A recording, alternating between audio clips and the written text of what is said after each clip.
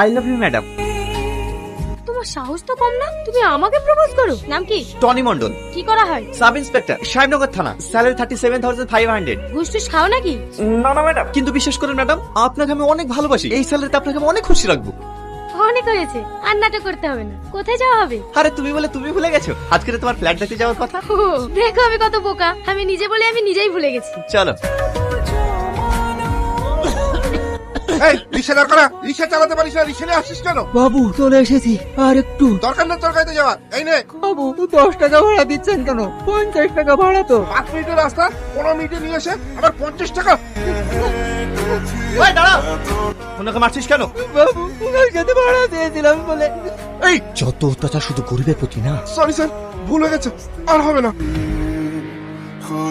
কি হলো, কি দেখছো? তোমাকে গরিবের দেবতা। তোমার কথা